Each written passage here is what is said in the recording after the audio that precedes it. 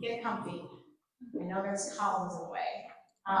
So yeah, thank you all for joining us. This is the Haymarket Presents Speaker Series event. We are very excited to have Tareq Baconi with us. Applause.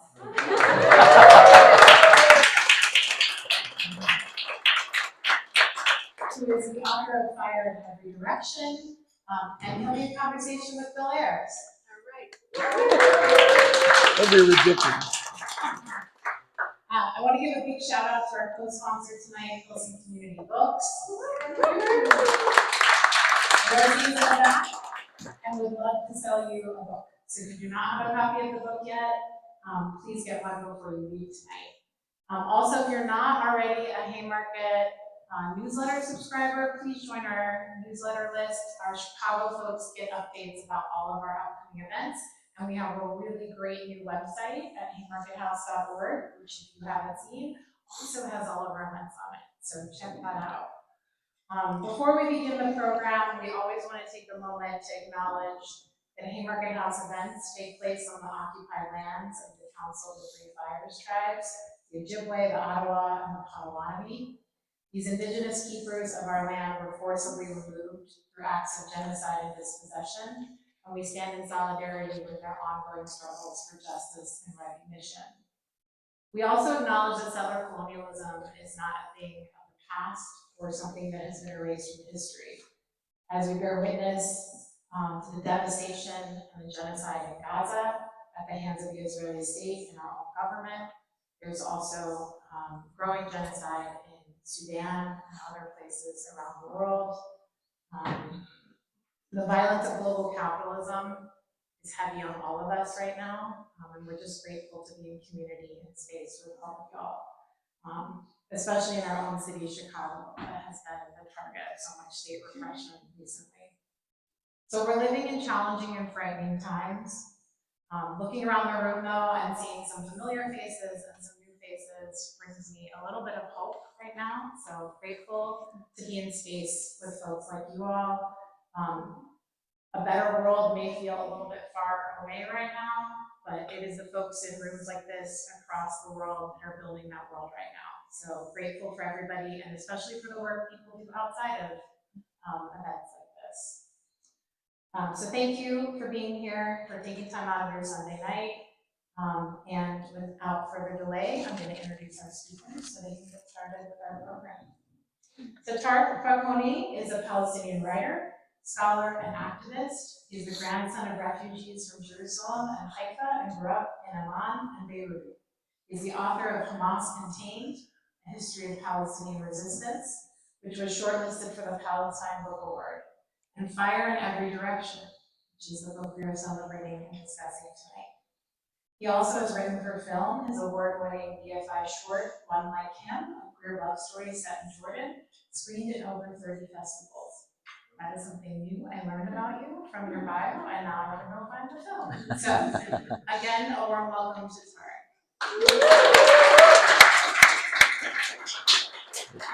Bill is an educator, organizer, and author of many numerous books.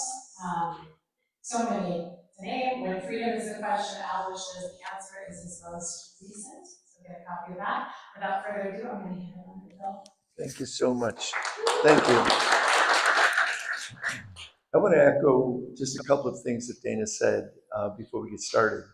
And the main one is that we are so fortunate to be in Haymarket House, to have a place like this to gather, where we can gather authentically and really have the kinds of exchanges we'll have tonight. So I just want to thank Dana and the whole crew, the whole Haymarket crew. This is an essential movement hub, and it deserves our support. And one of the ways we support it is by showing up and turning up. So let's keep our eyes open around Haymarket House, but also Pilsen Community Books, another really important center of movement activity. And the best way to support Pilsen Community Books is to buy a book.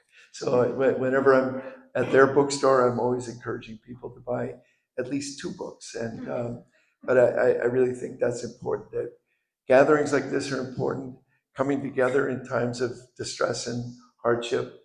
One of the things I just add is that Chicago has changed the narrative nationally about what ICE is, and we should really applaud ourselves because we haven't won. We're a long way from winning. They're still everywhere, and they're vicious and thuggish, and it's going on.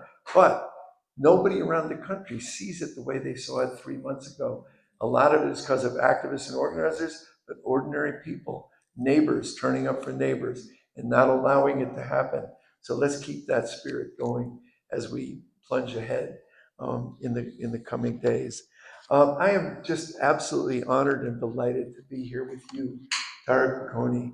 This book is such a lovely book, so beautifully written, so surprising, and such an amazing intermixing of the personal and the political. We've often said the political is personal and so on, but this is a beautiful, beautiful love story. It's a coming of age story, and it's a story that in the background you can hear the echoes, what you call the wallpaper of Palestine everywhere. And it's just so, I was so moved by every page. And so I'm honored to be here with you. And I think what I'd love is if you're willing, is if you would start by reading a passage or two from this beautiful book so that you know what I'm saying more than abstractly, but concretely. Yeah. So if you would, let's start with you reading a bit. Thank you. And thank you for being in conversation with me. I've been looking forward to this, and thank you everyone for organizing and for showing up. It's beautiful to see so many people here tonight. So I'm going to read a couple of pages from the first time I returned to Palestine, and I was on a mission to try to find my grandmother's house. My husband and I are having breakfast with a retired Palestinian urban planner who had built his career in Haifa's municipality and developed a reputation for mapping the city's streets. Clandestinely, of course. He was, after all, a Palestinian in the heart of Israel's bureaucracy. Here's a man able to juxtapose Haifa's contemporary landscape with the blueprints of the city in 1948, on the edge of calamity, as it remains frozen in time in the minds of all the Nakba survivors who were expelled. Flocks of Palestinians come to him, hoping that he can, magically, take them back in time and make sense of the vaguest directions that have been passed down from their dying elders. I have come to him with the same such vagueness. Leish ya ibni, Tata implored when I first told her, on a call from London, that I was traveling to Palestine. Why do you want to go there? She asked. I talked her through her fears and into her hopes, untouched for decades, that it is our time, that it is our right to return, that this injustice that had plagued her will not remain a silent, unwanted companion. I reminded her that Mama too had made this journey, and that every generation in our family will claim this right until it is secured. Just like with her recipes, gentle prodding undid her hesitation. Go to the Italian hospital, she told me. Keep it on your right-hand side. Turn right just before you get to the actual hospital. From there, it's the first left and second right. Our house is the one on the corner closest to the sea, a 2-story villa. I had no street name or house number, she could recall neither. Is there any point walking in the back streets behind the hospital? There is, our urban planner tells us, handing us books about Haifa's topography. That area has not been leveled and little has changed. The plot sizes and street names have all been altered, obviously, but the general skeleton of the area has been preserved. Just follow her directions, he says, and see where you find yourself. We thank him and set off. The midday sun beats down on us as we walk along the busy main road, away from Haifa's main strip and toward the Italian hospital. It's hot and I'm anxious. We have spoken about this before, my husband and I. There might be a chance that the house will never be found. But that is, in some ways, a more straightforward outcome than finding it. Because what then? Will I knock on its front door? Will I ask to see it? What if the house is inhabited by an Israeli family, or worse, an American Jewish family just summering there, holding Tata's home hostage to their vacations? Will they be aggressive if I introduce myself as the original occupant's grandson? What will they make of us, bursting into the middle of their day, asserting belonging, living proof of crimes they have inherited and abetted? No clear answers have been reached by the time we come up to a building that our phones tell us is the Italian hospital. Neither of us says anything as we take the right just before the hospital and walk down to the street behind it. First left. The area is quiet, with none of the highway traffic spilling over. The streets are wide and olive trees are planted on the sidewalks. We could be in Amman or Beirut. The houses are mostly villas or small residential buildings, 2 or 3 stories, all limestone, strangely familiar except for the Hebrew lettering on the front doors and the mezuzahs hanging at the entrances. Second right. We walk down in the direction of the sea. We get to the first crossing, and the house on the other side of the street, closest to the sea, is a 2-story villa.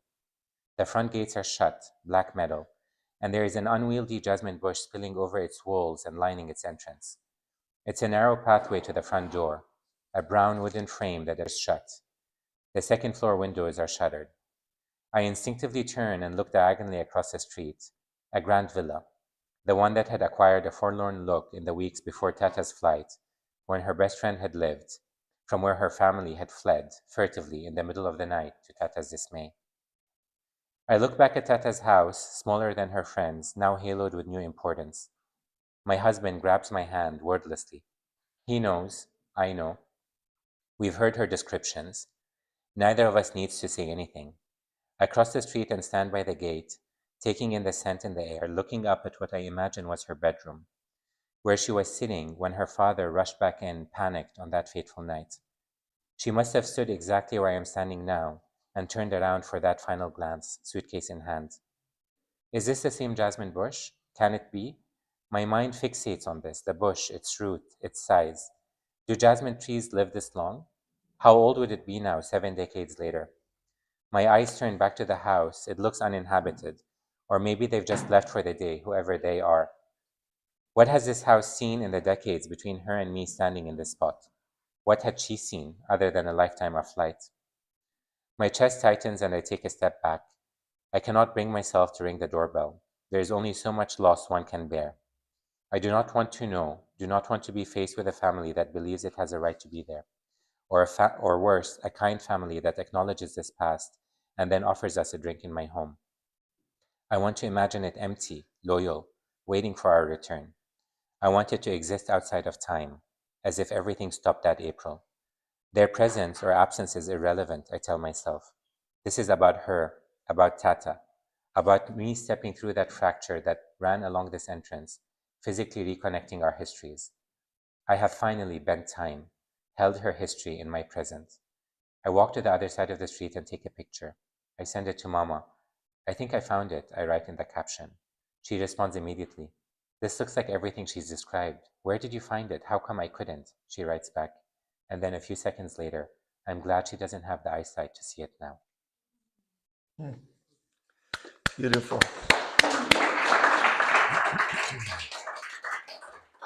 You mentioned in that passage, I'd like you to talk about why you chose that passage, but you mentioned that fateful night when Tata had to flee as a child with her parents, when the Zionists said it was clear, everyone already knew the attacks, the assaults that were going on, the dispossession, the murder. And the Zionists had set up a blockade, and her father couldn't get through it. And he suddenly realized we have to run. Describe that, you call it that fateful night in this passage. Describe that fateful night and how you reconstructed it. Well, so that's a scene in the book towards the beginning of the book where it reconstructs the night of her expulsion from Haifa. It's April 1948, and my great grandfather, her father was a parish, a pastor in the local parish, and he was someone who believed in the will of the divine. So nothing could happen that wasn't already preordained, and that had been his approach to everything in the weeks leading up to the Nakba. And obviously, it's a city where there are rumors starting to swirl.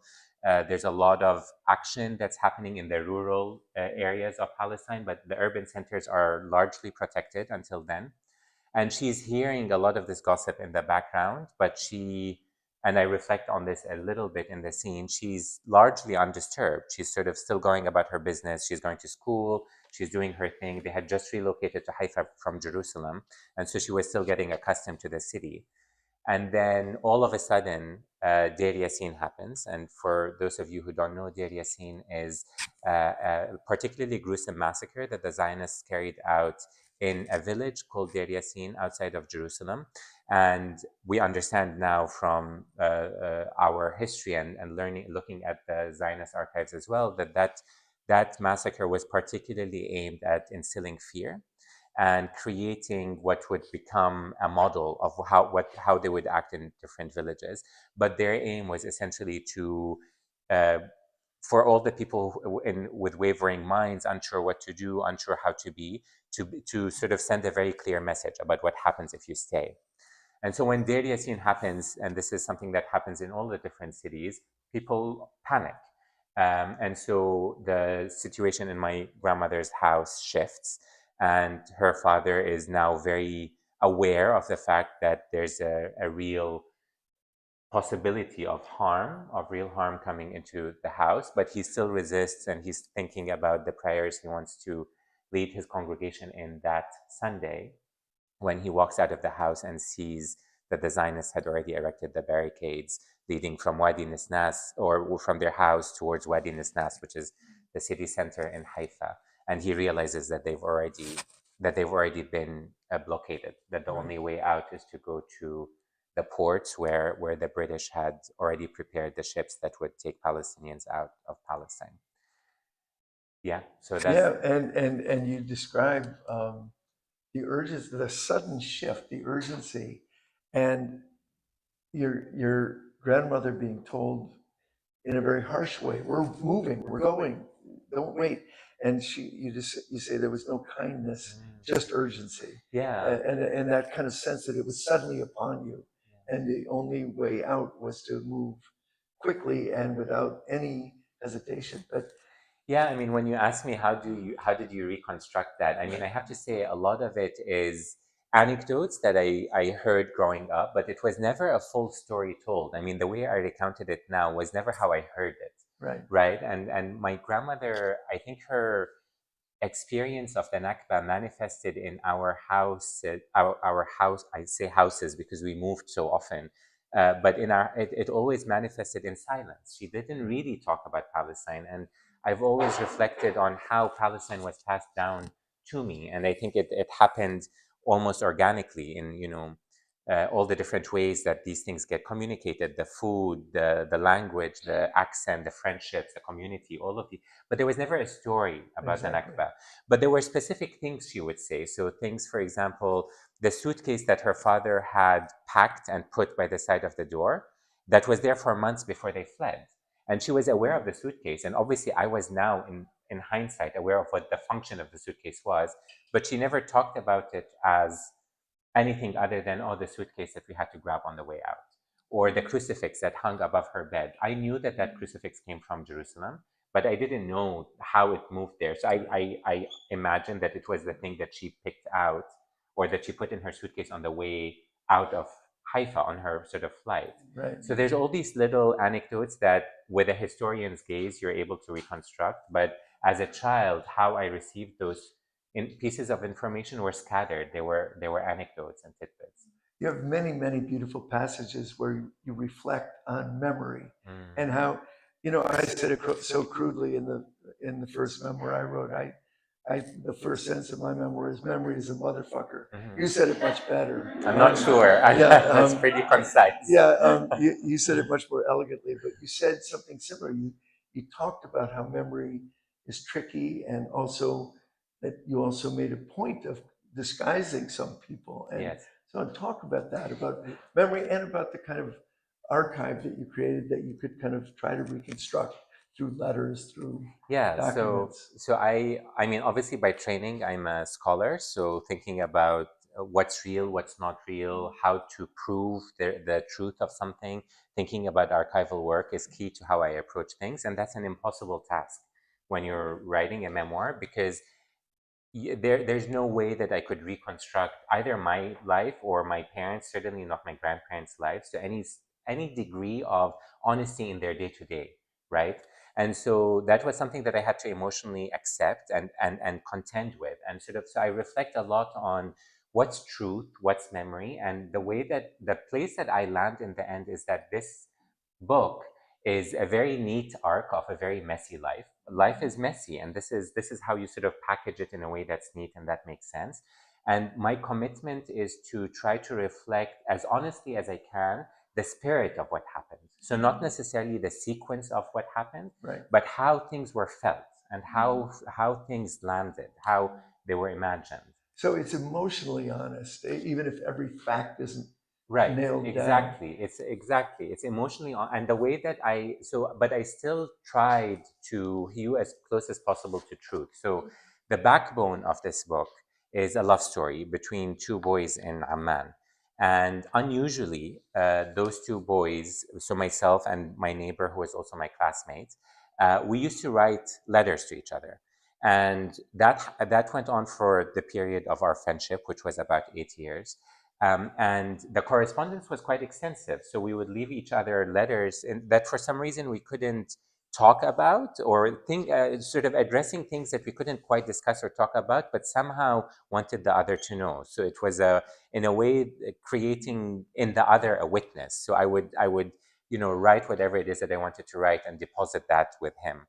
And I haven't spoken to this person since I was 17. So that's more than 2 decades now. But I've had his side of that correspondence with me for the duration of that period. I always knew that I wanted to go back to that correspondence for various reasons that we can talk about. But that correspondence became an archive. And it was against his letters that I could try to reconstruct myself. So, why did he say X or Y? What did I say that prompted him to say this? And so I'm clearly imagining or trying to imagine what myself 20 years ago would have said. Yeah. But I have some kind of record that gives me railings, that helps me sort of figure things out. And the letters from Ramzi really are an architecture for the book. Right. There's something to build on. And maybe one moment you'll tell folks about, which is when you finally write a love letter that his mother finds, and that creates all kinds of difficulty in both families. Yes. So the correspondence. So I guess it's a friendship that begins when I'm about 10 or 11, and I'm not a very popular kid at school. There's a lot of bullying, and this kid comes in who's wonderful and sporty and popular and just everything that a boy aspires to be in that age, and strikes a friendship with me. And the beginning of that friendship is one that's a very confusing time for me, because I don't quite understand why this person is choosing to spend time with me. How is this friendship developing? How is this what's happening here? But we become very good friends, and that throughout school. And that friendship evolves into infatuation, certainly on my part. And I have to say, in various instances, envy that this person could be like this and exist in this way and be this popular and sort of be the boy who's growing up into everything that we're told we should become, certainly in a patriarchal and conservative society like Jordan, a very homophobic society as well. So it's this person is blooming into that, and I'm despite all of my best efforts unable to be what he is. So there's envy that's bordering on infatuation, that's bordering on adoration and all of that, but it's a very intimate friendship. Right. And for whatever reasons, I also reflect on that in the book. He's also seeing something in me that's giving him a sense of intimacy, despite how different we are, despite all of these things. So we give each other something, and that sort of becomes the cornerstone of our friendship. Until I go to that space that we had cultivated, which is a space where we write to each other things that we can't quite articulate. And I'm very aware that this is Amman before the internet. I'm a boy. I still don't have the language to explain any of the things that I'm going through. There isn't any kind of model for gayness or queerness or homosexuality in the ecosystem around me. And so I explain in a very sort of basic way feelings for him, feelings of attraction and love. And as Bill says, his mother finds the letter, and that's the end of our friendship and the end of my presence really in Amman. And so it's a very abrupt rupture. It's quite emotionally unsettling. But one of the things that I reflect on in the book as well is that I don't remember what I wrote to him. Right. And I don't have a response from him because there was a vocal response, but not Right. necessarily. And that's the end of that friendship. And it's that memory is lost. I can't quite reconstruct what I must have said to him. But there's one other aspect of it that struck me. One of the characters in your book who is so powerful and so multidimensional is your mother. Right. And your mother's reaction was different than his mother's Yes. reaction. Yes. And that was true throughout your life. Yes. That your family stood with you, Yes. even when they didn't understand you. Say a word about your mom's reaction and your mom in general. Yes, I mean, my mom, so the title of the book, Fire in Every Direction, comes from a phrase that I used to describe my mother. And my mother was a very angry woman. So unlike my grandmother's silences after the Nakba, my mom grew up. For the Palestinian refugees who were expelled in 1948, some of them landed in Lebanon.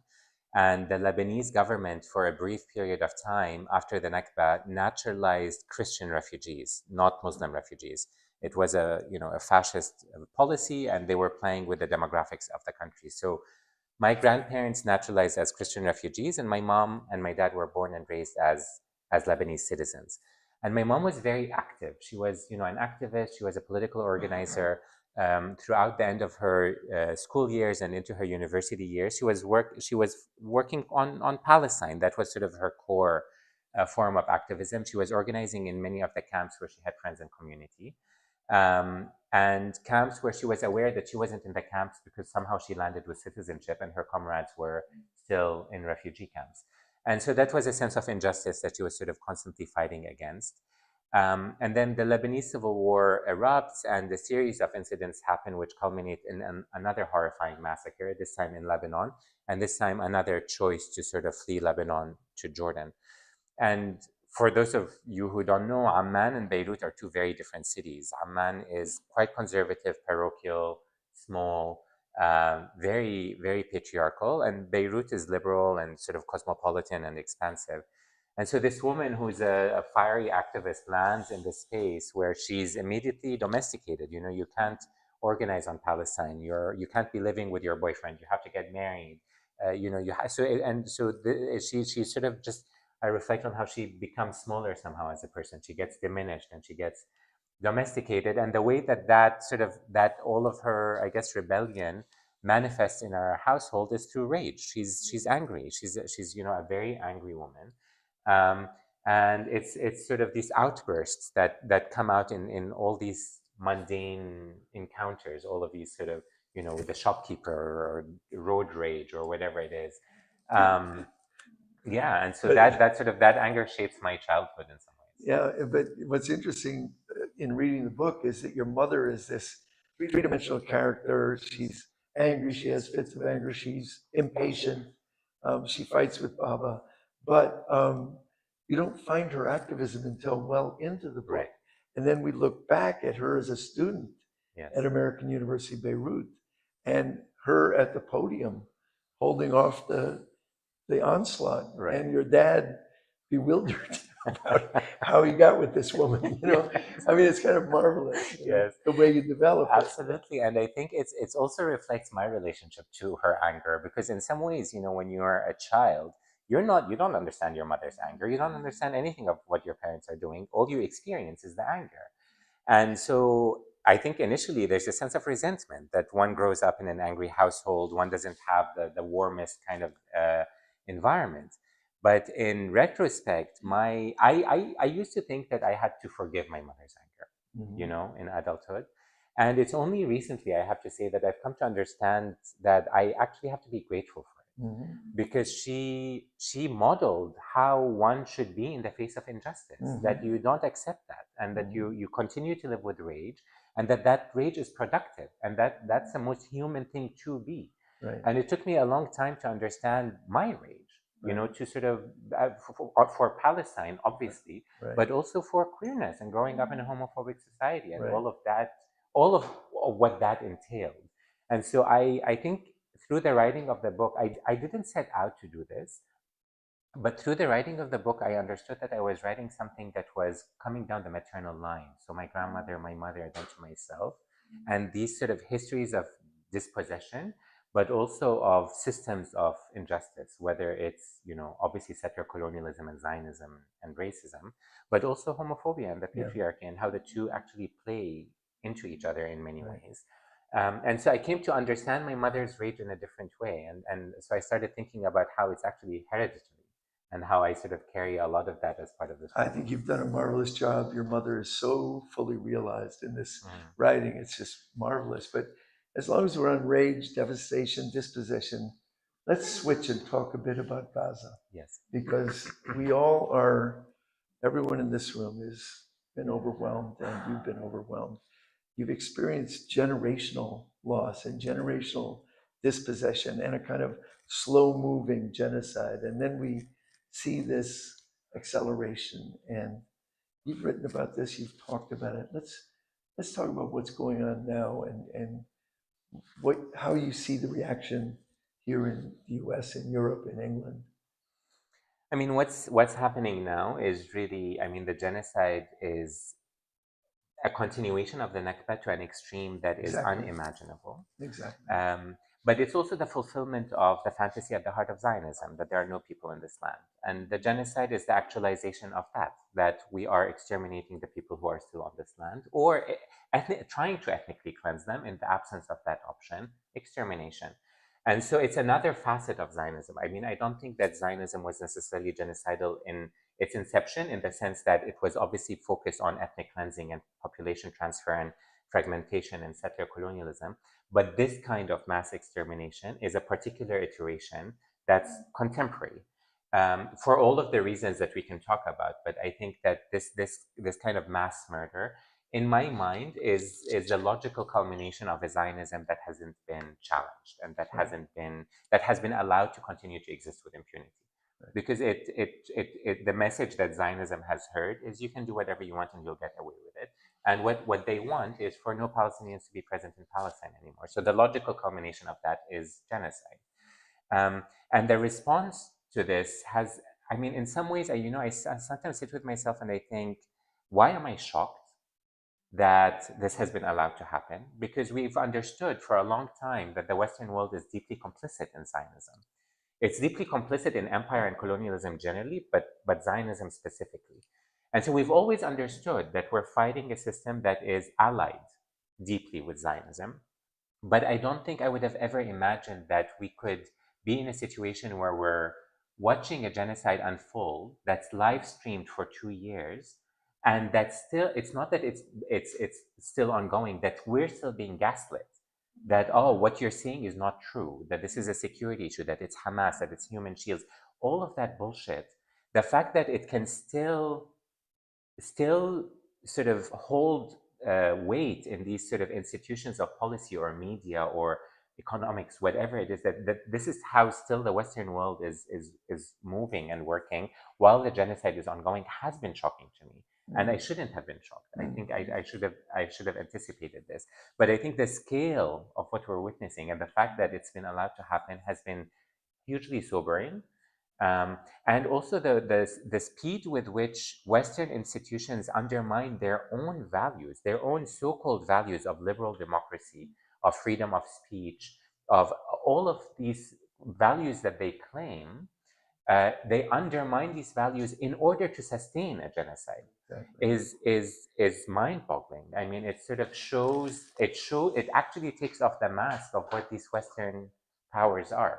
Well, it's mind-boggling and it's shocking, and actually, we should still be shocked. We should still be capable of shock, even though we've been inured to it. It's important that I feel like it's important when we go out in the streets of Chicago that we're horrified to see homeless children. Right. When we get used to it, there's something awful going on. Yes. But the number one cause of death of children in the world last year was Israel. Right. And you just think about that. And then you think also, as Americans, we look at a bipartisan project that's gotten us to the cliff that we seem to be on, Yes. And it's not like, oh, we should go back to what? Yes. On any issue you can name, but certainly on Israel.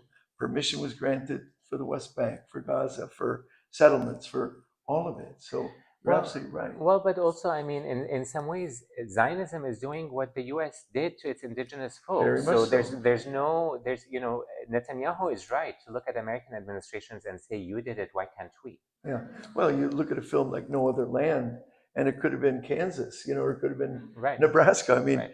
that's what the Americans did. And in some ways, you talk about the settler colonial project and the imperial project, but there's also a metaphor.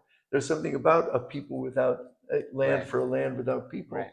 that's very resonant for Yes. Americans. Yeah, and I think part of the reason is, I mean, Europe is slightly different, and we can talk about its own colonial heritage, but part of the reason why this is particularly um, troubling to witness in the US is because I think Palestine shows the US its own settler colonial roots, and it takes the mask off this facade of the U.S. being a democracy and shows the U.S. to be what it is, which is a settler colony that hasn't hasn't actually justly dealt with its indigenous populations or its history of genocide. And so I think Palestine is so troubling to the U.S. because the U.S. is invested in making sure that Israel is able to complete that project. Because if it doesn't complete that project, it's opening up the road for similar questions to be asked here in the US Right. about what reparations look like here, what Right. justice looks like here, what land redistribution looks like here. Exactly. And that's not a question that the US is able to ask, or is, it's a settler colony that's advanced in the stages compared to the Israeli state, and it's invested in making sure the Israeli state is able to reach that similar level of advancement. Right. I want to ask you what gives you hope, or what gives you, is there anything in this moment that you can point to and say, this is something that we can build on? Because despair, has its own kind of energy that's circular and that kind of defeats us. I just wonder, in your travels with this book, uh, looking at what's shifting here and in Europe and in England, is there something we can hang on to? Listen, I'm not going to lie. I think the past few years have I've as many of my comrades and my people and my there's been a real nihilism. There's been a real sense of despair. I think it's obscene that life is continuing while there's a genocide that's ongoing. And I think in some ways I live in a dual temporality, the temporality of looking at Gaza and seeing what's happening, and feeling completely unable to do anything productive about that in the immediate sense of stopping the killing, and this temporality where everything else is happening, and I'm talking about Palestine, and we're educating and we're organizing and we're doing all of that work, and that those two temporalities, there's a disassociation that happens. I think I've been changed by the genocide. I think people have been changed by the genocide. But I do feel hope. I have to say, I also feel hope because I don't think Zionism has ever been this weak. I think that the Israeli state, the fact of how much the Israeli state depended on the US to maintain this genocide shows that this is a failed project, and it's a project that can be dismantled and effectively challenged, both in the metropole here and in Palestine. So I'm hopeful about that. I'm also hopeful about how much the popular understanding of Palestine has shifted. We're no longer talking about two-state solution and peace process and West Bank. We're talking about settler colonialism and genocide, which is what Zionism is. And people understand that. And all of the gaslighting and all of the ways that that narrative has been demonized and weaponized, this is anti-Semitic. People understand that these are ways to shut down an actual debate on Palestine. And so that shift has happened, and I think it's then up to us to figure out what to do with it, because it's not sufficient to leave it on the popular level. It has to be pushed into the political level. How do we do that? How do we do that effectively? And I have to say, something like Zohran Mamdani's victory is a hugely important sign, because this is a victory, I think, that was made possible by Palestine. I agree. I mean, at horrifying cost, but it was made possible by Palestine. And what do we do with that? I mean, I think it's really important to think about that as a model that should be copied and expanded and supported. I think you're right. I think that the Democrats are wringing their hands and clutching their pearls, wondering what's wrong, what's happened. Well, you've got Israel hanging around your neck, and you put it there. Right. So the idea that somehow Mamdani removed it for a moment, and that's a good reminder that what, as Amilcar Cabral said, imperialism never means its withdrawals. It's always coming back. So now the question is, can we build the kind of movement that allows Mamdani to be successful? They will defund, destroy, and all the things that they do. So I think that's really important. I wanted to just echo one thing you said. I mean, to build a movement, you have to do many things, but one thing you have to do is change the narrative. Right. And I feel the narrative, as you say, is shifting dramatically. We're having dinner in a Palestinian restaurant on the south side that we've gone to for 30 years. And the old man who owns the place came out to talk with us. And we grieved, we cried, we got angry. And then he said, but if you had told me 3 years ago, even 2 years ago, that large numbers of Americans would understand Israel for what it is, I would have said, you're nuts. Right. Never going to happen. But it is happening. Now you raise the important question. What do we do with the narrative shift? How do we build it into an irresistible movement, Right. also into real politics? Right. Yeah, and a movement that is also not scared of power. I think part of the challenge that activists face is that we're very good at popular mobilization, and we're very good at opposition. We're very good at calling out for what's wrong. We're far less able to articulate what we want, or to really be comfortable with power, be comfortable with seizing political power. And I think it's important that we start thinking about these questions. What does that look like? If the institutions that are already active now are committed to the erasure of Palestine and Palestinians, what are the alternative institutions we can build? How can we create alternative sources of power that are able to usher in the politics that we're hoping for? Such an important question. And I want to open up the conversation, because I could be selfish and be in conversation with you for the rest of the day. But there's so many people here. I'm so pleased you're here. And so I want to open it up. Nima Khalidi just came in from Palestine Legal. Atif, I see you. Atif Saeed is here. Mona Khalidi is here. And many others who I don't know. But I would like to have a conversation with you and with our comrades here. So anyone at all, but I'm looking at you guys, but anyone. I have much more that I could say, but why? Atif, say it loud. Thank you, Tareq and Bill, for this wonderful. I'm touched and moved. I don't have anything to say other than reiterating two things you said. One personal about the emotions and writing, and one about the hope and movement. And we are shy in thinking about how. The one is that these two temporalities in one body is hard to reconcile with. I want to. Can you say more on that? It's like it's hard. It's too difficult to think about despair and hope in one, in one body, one brain, how will shift happen? It's not a switch. It's really hard. We're watching. We're paralyzed. What does that? But then I try to collect myself and get not and the grief and think together. The other thing about I agree totally about this idea that many leftist progressive folks, and it's not only about Palestine, but organizing for war and many things that were hijacked by Obama's and establishment. Politicians who like politicians that see food's military as a complex with Israel, with and so forth. So we always say we are good in know what's the enemy, but we are not thinking about what's coming. How? I want to hear more about it. Yeah. Thanks. There was so earlier this year, I was having dinner with a comrade in London. She's someone from the West Bank whose politics I respect deeply. And she said to me, she was very serious, and obviously there's a lot of grief and talking about the genocide. And she said to me, she said, I think that I've gotten to the place where I accept defeat, where I actually think we will save more Palestinian lives if we concede.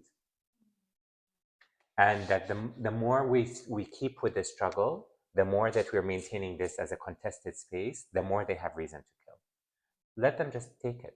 Let's leave. And it was a hugely, if it had come from anyone else, obviously I would have sort of rallied against that. But there was a moment of I sat with her sentiment for weeks afterwards, and I really struggled. And I started thinking, am I being delusional? Is my commitment to the struggle and the rest of the people who are committed to the struggle, the movement, is it delusional? And I sort of got to the place where I realized that actually there's no other, if you look at things intellectually or academically or politically even, you could make an argument for defeat, but there's no way that there will be defeat, in the sense that hope is the only way to be. I mean, the hope can sound delusional, but there's no other way to be. There's no other way for us to exist in this world, because I know deeply that even if tomorrow we say, Palestine has been lost, the killing will continue. It's not going to stop. It's an existential question. And so the hope is an existential way of being. It's the only way to be in the world. So I think that's how I hold the duality of hope and despair. I feel nihilistic at times, but the only way I know how to carry myself as a Palestinian man is to believe that one day there will be a free Palestine. Because this is everything that animates my being, everything that animates my politics. There's no other way for me to exist in the world. If I'm not hopeful, then there's just no reason for me to be. And so I don't know that I have an argument for hope that, I can construct an argument about how Zionism is weak, how the narrative is shifting, the region is, I can do all of that, but ultimately hope, I think, has to come from this intrinsic place, that this is the only way that we can continue to justify our existence or our lives. The contradiction you're speaking about brings to my mind a wonderful book by Tareq Bell called Faces at the Bottom of the Well. And the subtitle of the book is The Permanence of Racism in America. And he makes the argument you just made. He says, I accept that racism is what America is, and I refuse to be dehumanized, but I refuse to give up my hope. Right. I'm going to live with that. Yeah. But with a kind of clear-eyed recognition of something horrible. Yes. Yeah, and I think just to your second point about thinking about power, I'm speaking very specifically about the Palestinian movement. I think one of the things that have been really troubling for me is that we're 2 years into a genocide and there's still no effective political leadership. There's no effective movement. There's no effective political movement yet. And that's on us. I think that's on Palestinians. And I understand why as well. We are coming out, I think that this genocide is us coming out of the Oslo period. That the Oslo period, accepting partition, compromising with Zionism, has led us to the place where they are so emboldened that they can carry out a genocide. And I think we need to go back to the revolutionary legacy of our movement, which is full decolonization. That's the only way forward. And I think now we have to rebuild that movement. We have to rebuild the political movement, but we haven't yet. And I think that's the work that we need to be doing. And that's my point about power. That movement needs to be able to think about power, not just about popular mobilization.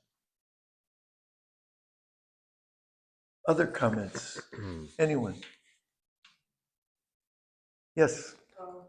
I have a question that goes back to 1948 primarily, and I'm so glad I can ask you guys, because there's not many people that could answer it as well, probably. Something I've learned recently is that David Ben-Gurion was a socialist. He founded and led a Democratic Socialist Party, and he and his party were primarily responsible for bringing Israel into existence. His Democratic Socialist Party initially controlled the Knesset, and he was the first prime minister appointed by his party. How does that fit into the broader narrative of what happened with this Democratic Socialist Party that was in charge, doing not everything but major things, and ultimately they ran Israel for the first 20 years? I mean, I don't think it's well known that Zionism started out of that it had the kibbutzim that existed in Palestine were socialist in the sense that they came out of a Europe that was anti-Semitic, but also with its own economic particularities, and they created a collective and a commune or a collective of communes in Palestine that were socialist in nature, but they were also colonial in nature because they were focused on Jewish labor and they were focused on land dispossession. So they would create these communes where they would dispossess the Palestinians of their land and create socialist ways of being that were socialist for Jews, right? Yes, And so exactly. they were essentially through socialism also colonial, and that evolved over the years into a reality today where Israel is obviously not a socialist state; it's a hyper-capitalist state, even if it claims these socialist ideals. But the socialism as at the heart of it is, I agree with it. It was Zionism was always a socialist movement for Jews, and it was colonial in Palestine. And so they point to the kibbutz as a way of saying, see, we're socialists. And his question reminded me of the Second International and the whole upstart of World War One, which is socialists who were also nationalists and willing to slaughter Germans or French or whoever in the name of nationalism, even though they claimed a kind of democratic socialist position. Other questions, comments? Yeah. Yes. Hi, thanks so much for this. I'm reflecting on what you spoke about, anger and power and very powerful, which makes me think about my identity as a trans person, a queer person. You can think of that you're pigeonholed into this way where the path forward is like make yourself smaller and less of a threat. Mm-hmm. And that can kind of, we're told that should be like a selling point. Most marginalized peoples are that you should present yourself in a way that's not threatening, that's not violent. And then you get to this point where it's like, well, now we've made it really, really dangerous for people to be powerful or to be excellent or angry, you know. And I was wondering if you have any thoughts on that as it relates to your queer identity, being Palestinian, ways that you're asked to not show that full range of rage or anger or power. Yeah, I've been reflecting a lot on this actually. I think it, for me at least, manifests slightly differently in both, but they're wrongly partitioned. They're actually part of the same thing. So just reflecting on the past 2 years of genocide, the way that I've been in situations where you can't show anger. You have to sort of, especially when you're speaking on TV, you're giving lectures, you kind of have to be civil and polite and present, and how obscene that is. Given that you're actually talking about genocide and you're more often than not being gaslit or being given framings that are hugely problematic and racist. But the only way for you to contend with that is through civility and what the violence of civility is. So I think for a Palestinian, that manifests in a very particular way in the West. But it relates to, for me at least, how I manage myself back home in terms of my queer identity. That I'm always making sure that I'm not offensive, that, you know, I'm not offending people by being too present or too vocal about who I am or how I live. And a lot of the book is that. A lot of the book is me reflecting on the silences that we are forced to live in. So, what happens when society gets run or shaped in a certain hegemonic narrative that enforces a reality where people then have to live in silences or in marginalized spaces? And what happens if we go into these silences? What happens if we start presenting ourselves more fully? And I think that's actually the central theme of this book, which is I believe that in those silences is where revolutionary power exists. That if you go into the queerest space or the most abject space, the most despised space, that's where you actually get to the truth of what society is trying to hide, and that has revolutionary power. So it's sort of an invitation to to not diminish the self, to sort of be present in one's full complexity. Yeah. One of the terrific things about your book is, as I said, the kind of weaving together the personal with the wallpaper of not only Palestine, but queerness and colonialism, everything in the background, but it's a personal story as you weave through it. And I think that it humanizes so much of what we might, in our professorial lives, be polemical about. Right. You know, suddenly you see the human cost, the human expression, and there's something so profoundly wonderful about that. But I wonder, you know, for folks here and for folks listening, um, what other things should people read who want to understand the world that you and I are talking about, that we're inhabiting? What other readings do you think are important On right now? Palestine, you mean? Palestine, queerness, Hmm. the whole world. I You know? mean, that's a lot of reading. I know. I actually pulled a bunch of books from next to my bed just about Palestine, Yeah. which I thought I might show, but then I decided too professorial. But I am interested in what you are reading or have read or think people really need to read to understand the true I scope mean, of this. I mean, the Khalidis are sitting right here, so obviously a key text is Rashid Khalid's 100 Years War in Yeah, Palestine. all of his which books is are all great, of his but books, the but 100 specifically Years that, War is essential. Rashid Khalidi. as an entry point to understanding, you know, the history of settler colonialism and what Palestine is today and the continuation of that.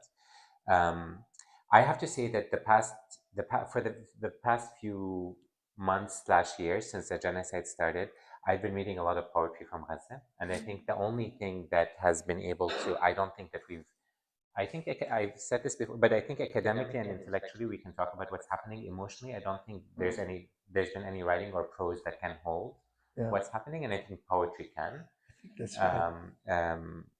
Um, and then I think, you know, for me, I've had books that have really shaped my writing.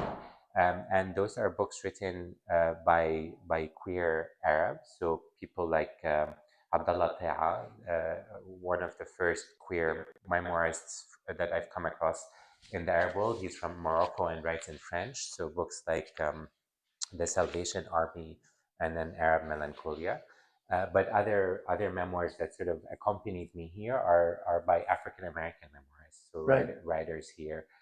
So people like Ta-Nehisi Coates and Imani Perry, Kiese Limon, all of the ways that they reflect on racism and structural discrimination, police violence, but how they tell these stories about these structures of power through very intimate lives, whether, you know, Ta-Nehisi to his son, or Imani Perry to her children, Kiese Yes. to his mother. All of these are letters to very intimate letters about a lived life, reflecting on these broader structures.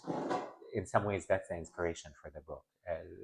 I think that's marvelous. The poetry, I couldn't agree with you more. We sometimes have to let go of our linear, logical minds and just feel something, and poetry can do that.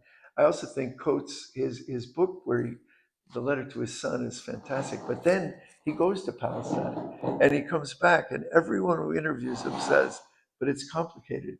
And he says, "The one thing I can tell you is it's not complicated.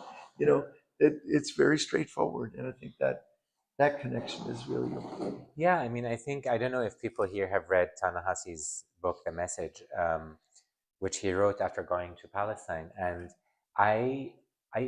people have had different reactions to the book. I read that book and I felt he's angry. Yes. I felt that he was angry, that Yes. there was a sense of deception, that he had been lied to. Right. As a journalist in all of these institutions where he couldn't write about Palestine, and there's a sense of anger that, you know, he had gone into these institutions that were supposedly liberal, that had completely fabricated narratives in order to sort of not actually talk about Palestine. And so it became, I think, in some ways also a personal place of deception for Yes. him. Betrayal. Betrayal. And I think that your book, you know, in such a thoughtful and compassionate and gentle way, rips the mask off liberalism Mhm. in a way that and shows what's underneath, which is a clawing, devastating, dislocating imperialism. And That's very important. The other book I just mentioned is because it also was a personal book, was Nathan Thrall's book, A Day in the Life of Abdel Salama, which I think, and it came to my mind while reading your book, partly because of the Nakba and the description of Haifa and, what was going on with, the relatives of Abdel Salama as well as your ancestors. Yes, yeah. So I don't know if people here are familiar with Nathan Thrall's book, A Day in the Life of Abd Salama, which tells the story of a school bus that is involved in an accident, and the bus burst into flames, and it's in the West Bank, and it's in a jurisdiction where it's not quite clear whether the Palestinian Authority or the Israelis are the entity responsible for saving the children in the burning bus. And so he traces the journey of that accident and the calamity that it produces, but uses that incident to highlight Israeli apartheid. So to show how this structure exists and has existed since the Nakba. So it's a very powerful, it's a narrative book. It's a very powerful. It's a really beautiful story, but there are two themes that are in it that are similar. One is that he really shows that oppression, when you are part of the oppressive group, the Zionist group, the invaders, the colonizers, it dehumanizes you. I mean, that's why James Baldwin always says, when blacks free themselves, whites will be freed. Freed from what? Freed from the precarious, dangerous position of that, perch you're sitting on. When women are freed, men will be freed. When queers are freed, everyone will be free. It's that sense in that book. The other thing that comes up in your book is this notion that what do we need to know, and why do we deny what's right in front of us? You were saying about Gaza, it's being live streamed. You can see it, and journalists are being murdered, and we know they're being murdered by, wholesale. We know that universities are being destroyed. We can see it. But then I go back to something like, I think it's Ophel's film, The Sorrow and the Pity, where he interviews a mechanic in a town square in occupied France during the German occupation. And the guy, he says, well, what did you think about what was happening to the Jews? He says, we didn't know. Well, they rounded them up right where we're standing. Oh, we knew they were rounded up, but we didn't know what happened. Well, they put them on trains right here. Oh, we knew they were put on trains. And you just wonder how much denial human beings are capable of. And I think Americans are just notorious for not seeing what's right in front of our faces. Right. I agree with that. And I think it's something, I mean, at least in the case of Zionists, I think we have to reflect a lot on, there's obviously here in the context of the US white fragility, this sort of fear of when you're confronted with the fact that you're sort of racist or you live in a racist space, that it becomes about you and your sort of discomfort with that or how to deal with it. And I think there's a real fragility. I think that in our context, sort of this sector of fragility is real. If you really contend with Palestine and what's happening in Gaza and Palestinians, the whole make-believe that it's the state of Israel just collapses. There's nothing that holds that anymore. And so there's a sense of denialism that's very needed in order to sustain this apartheid regime. It's needed in order to sustain this reality. We are going to come to an end of the formal part of our conversation. I just want to express my deep, deep respect and admiration for what you've done and for who you are. Thank you. I want to thank you all for coming. We can stay and talk, but let's end this part of it and get a book. And you're willing to sign? Of course. Okay. Yes. Again, thank you so much. No, thank you. Thank you so much. Yeah. Would you sign my book? Of course. Thank you.